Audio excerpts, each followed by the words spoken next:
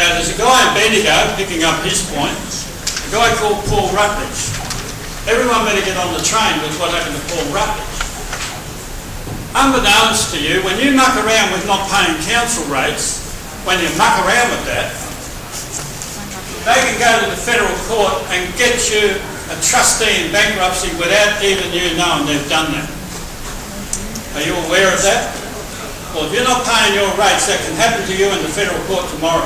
That's happened to Paul. First thing you knew about when his trustee is knocking on his door, introducing himself as his trustee. He said, when the hell this happened? So he slammed the door in his face. Had 2 titles in Bendigo. That trustee went from his property to the Bendigo cop shop and said he fired a shot at me and I'm his trustee. So the coppers got in the car, went down to his place, chucked it in the back of the divvy wagon, searched his house looking for the gun, couldn't find it, but he didn't get out of the remand centre for you a year and 1 month. Wow. In the middle, the Bendigo Council sold both titles because they got a judgment from the federal court ex parte. You're whistling Dixie if you're not sorting out the fact that that can happen to you. And when it does, they'll have no mercy at all. They'll actually shut your bank account so you can't hire a lawyer. And I've seen it all happen. So how do you do it without mucking around then? You've got it in your hand. Oh, that's freaking brilliant. What a mate. He was staying at my place. He was a street fighter. He was a bouncer. But what's the difference between a ring fighter and a bouncer? Sorry, a street fighter. The ring fighter will never start until he hears the bell ring. Street fighter will knock you out before the bell rings. That's what he did. So what am I saying here? If you want to play by their rules, you will get knocked out. If you want to swing the pendulum, you've got a document in your hand because that's got a stamp on it. They're all trying to ignore it, but we can give them some pressure. And I'm only saying this because now I've got an exceptionally active litigant out of Adelaide, right on the bottom of that. I grant permission to co-join this application with Mr. Brian Shaw, sign it, dated on that date, February 2006, because you're sending it back retrospectively. A long one. But I couldn't understand who's blocking it until I found out that this all occurred in Yalta in 1945. And that's when the United Nations was formed, to be the trustee on every country that was in the Second World War. But that's not been paid. But then in 1948, Australian Parliament put through the Nationality and Citizenship Act, 1948, but included the United Nations trustee into that act. There it is. So you've had a trustee since 1948. You haven't got a constitutional monarch because the United Kingdom is still under that same bankruptcy. Because the 3 big players who went together was Roosevelt, the United States, Churchill, the United Kingdom, and Stalin, Russia. You're actually under a Russian agenda right now. You're under martial law coming from that Yalta agreement. Do you like to hear that or not? Very valid, because it comes down to this. If you find your way into that big writ, all the exhibits are numbered, you'll find the Jeremy Daly matter. That's a man who lost his farm in the United States. He was both a lawyer and a farmer, so he sued First National for taking his farm off him. He put the president of First National in the witness box and only asked him one question. There was a jury. The question that he asked him is, where did you get the money that you allegedly gave me to buy my farm? The president of First National replied, we created it on the books. What was the jury decision? The jury's decision said that's an illegal transaction and gave him back his farm. That's an historical document because what he was saying was, we created it by fractional reserve banking. Here's my point coming to his question. If all that alleged war debt was created by fractional reserve banking, can you criminally charge him for fraud? Well, this gets back to your birth certificate. I'm not talking about that at the moment because that's a separate issue after our break. because I sort of called the break 15 minutes ago. I know, you lost Why do it. you think they're building FEMA camps in the United States? Because apparently, allegedly, there's one of my exhibits at that High Court document. Here we go again, sorry. But apparently 26,000 pastors have signed Homeland Security documents that will permit them to transfer their entire congregation to FEMA camps. So I should be charged for that. Because they get into them FEMA camps, they're never coming back out. We're putting them in Australia. You are reversing promissory notes. It's only an accusation. But once it's an accusation, it goes into litigation. And at that you're able to ask them, under notice to produce, bring all them documents to the action.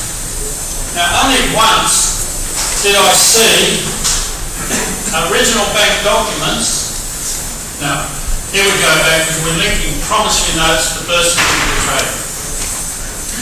Could it be that the money that they gave you was your money from your birth certificate trade? It's only an accusation for the courtroom. It doesn't have to be proven until it's proven to the jury.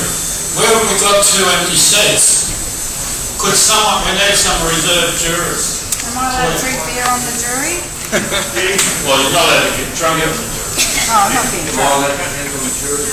Well, only if you don't get drunk. But we need those two seats, so we've just stuffed that little jury trolley.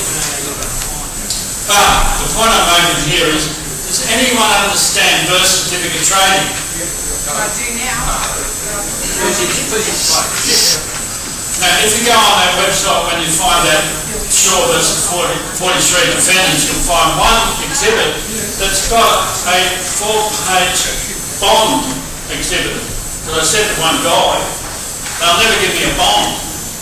So you can watch the internet all you want, but you'll never see a bond on the internet. He said, if you follow me home, I'll give you mine. Well, that one that's now in the exhibit is his. But it's a 4-page bond, which is worth about $18 million.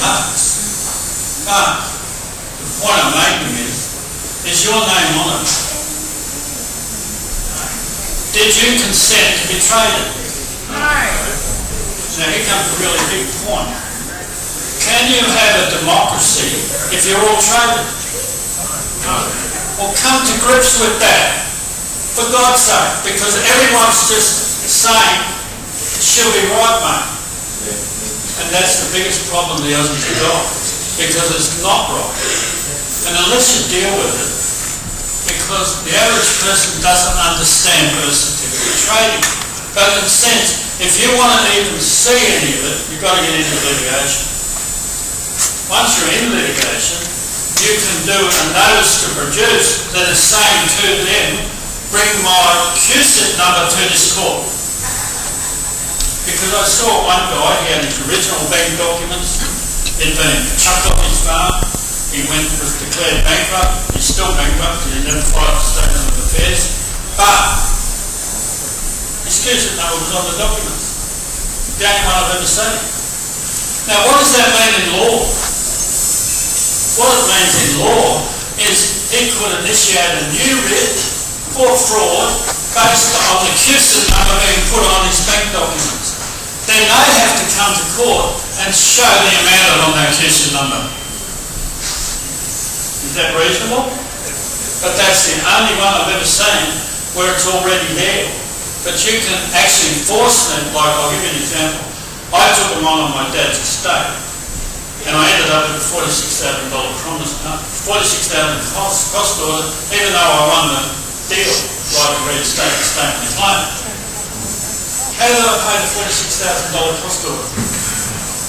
I picked up a piece of paper, cost me 3 cents, and wrote $46,000. I can promise you that, they took it. It cost me 5 cents.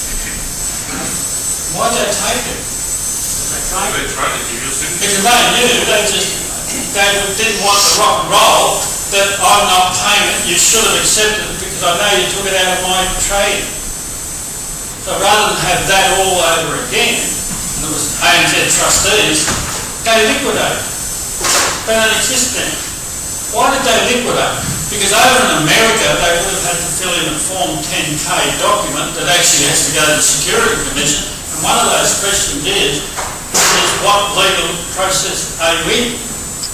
So rather than have to give them that in America, they just liquidate it. So in essence, I probably didn't win the thing, but I got the ANZ trustees liquidated because they knew. They didn't want this coming into court. This man here has asked me on a number of occasions, okay, what am I worth, when do I get it? How do I get it? Is that a good question? Or Yes. not? I want to know that process. Yeah, that's okay. But let's assume you're worth 15 million bucks and you will be worth more than that. But let's say everyone gets 5 million bucks. To say $1 billion. Do you know what would happen to the economy of Australia and to you? Every work structure will just stop because you don't have to go back to work. Oh, that's great. You won't get your rubbish collected, you won't get anything I back don't have in. any rubbish. My graciousness let us sit there. But that's sort of running out. In the meantime, common sense must prevail here. If you just go gung-ho, criminal charges, they're all criminals, you'll walk into a Masonic trap. What's the trap? Order out of chaos. They have to create chaos, i.e. removing the Crown and the Queen has already created that. Everything's in chaos. The judiciary system's not sitting, bank system's not sitting properly, everything's not sitting properly. Your chaos can flick over if you make the wrong call here. It just automatically walks into it. Now what I said to Chris Maxwell, the President of the Court of Appeal, I said if we continue to literally charge everyone that we can, we're going to cause judicial chaos. But how about we do it this way? You give me the right to get a grand jury indictment, criminal indictment, and I will permit suspend all them signing die. I'm not removing them, but we will make it a trial of the issue. I'll permit that. I'll grant that. But if you don't let that happen, then we'll end up having to charge you for not letting it happen. That's where it's at now. Now this guy asked me before, well that was sort of done down in Bendigo 3 years ago, nothing happened. 3 years ago I didn't know we had a trustee. Is that fair comment? But I'm still perplexed thinking, well why don't they deal with it in law? Fair question? But when you call this Commonwealth election, the last one, who signed the election writ? Who signed the election writ for your senators in Victoria? Can anyone answer that question? No, I'm talking Victoria. You do not have a Governor General in Victoria. You have a Governor. Jerry, somehow or other can you find something over there about that Governor substitutes himself, please? Because this is a critical issue. Did the Governor of Western Australia chuck the Queen out? Okay. Have I proved that beyond reasonable doubt? Okay. Did the same Governor sign the election writ for the senators of Western Australia 3 months later? Is that a yes or no? Would that make the Governor, would that make that writ invalid? Yes. So we've got 12 senators all picked from this election writ by the electors of Western Australia who never knew the Crown had gone. That's non-disclosure, that's fraud. So the 12 senators jump on an aeroplane, go to sit in Canberra. Have they brought the act of treason to Canberra? Yes. Can the senators and House of Reps now introduce bail-in legislation when they're sitting as criminals? No. Have they introduced that legislation? Yes. So how do you deal with it? Real simple. Charge all your 12 senators for grand jury work, co-joint with Rob Hobbs. Simple as that. Isn't it? No, not should be, it is. That's simple. No, we're 1 to 1. The 4 and the 3. That's a pretty simple A4. Now I do it because the office concentration span is 2 pages. Fair comment? An A4 gives you 3 acts there. You've got, this is the West Australian Act, chuck the Queen out, substitute the Governor. this is the Australia Act 7, Section 7, not valid or whatever, don't matter here, but it says that the Governor of the state is the representative of the Queen. The problem is the back down the bottom chucked the Queen out and he took over. Worked that out. But the section in the middle says Section 12 of the Commonwealth Constitution, the Governor issues the writ for the Senators of the state. Now how can he do it when he chucks the Queen out? So are they sitting legally in Canberra? No. Who have you charged? Oh, please. Are you saying you let the criminals run away with the loot? Because you are the loot. So what they did in Western Australia, didn't they just got in a truck and drove across the Nullarbor and said, we can do this in Victoria and nobody's going to stop us? Is that correct or incorrect? But when I look at signs that says trespassers will be prosecuted, and I say, well, did you prosecute the trespasser? Oh, gee, mate, all that cost me. Well, see, it cost you property and your life if you don't. Because their program is to kill anyone who does not submit to the program. That's scripturally exposed. So you've got to work out, what are you doing here? My own grandson went to 18, so he voted. I said, did you check the election bit? He don't know what I'm talking about, but neither do you. So we're going from the 18-year-old to the 70-year-old, and they're getting away with this. Can the Governor substitute himself? Why did you let him do it? And then the High Court, Supreme Court, Chris Maxwell said, sorry, we're on. He said, but Mr. Shaw, that's the West Australian problem. Not ours, don't bring it in here, we're the Supreme Court of Victoria. I said, you've got a big problem with that. And here's got to talk what you call legal jargon. If you don't know, to pretend you know. It's what you call causal link. That is, how does the West Australian problem link to Victoria? The Senate links them. Simple as that. That Governor issued the Senate writ. This Governor over here issues the Senate writ. But when they all get together in Canberra, they're all attainted with treason, including the one who issued the writ. And Your Honour, there's your causal link. Now deal with it. How is your Victorian Electoral Commissioner? This is the guy who calls your councils to be elected. He's also the guy who causes your state elections to happen and contributes to the Commonwealth elections, etc. Who is that man? What's his name? Because that's his picture right there. And you're sitting on the jury and that's the wrong answer. He said Damien Buck. But I will address that. Who is Damien Buck? He was at one point the Director of Commonwealth Prosecutions. He's been the one stopping all this. What was he before he was your Commonwealth Public Prosecutor? Big pardon? Victoria. No. He was actually a Tasmanian DPP who never let Martin Bryan go to trial. I wonder why. Is he a Freemason? I'm going to ask the sucker. But in the interim, this is your Victorian Director of, or he's your Victorian Electoral Commissioner. What was he before he came across the Nullarbor? This little sucker. If we're looking at this sucker. This one. I've had one year. Well, it's working. But in the interim, what was he before he comes to Victoria? He was the West Australian Electoral Commissioner. Hang on. Shouldn't he have called the referendum in West Australia under Section 73 of the West Australian Constitution? He knows that, didn't do it. But, different question. What was he before he became the West Australian Electoral Commissioner? Anybody know that? He was the commander of the warship that went into Timor.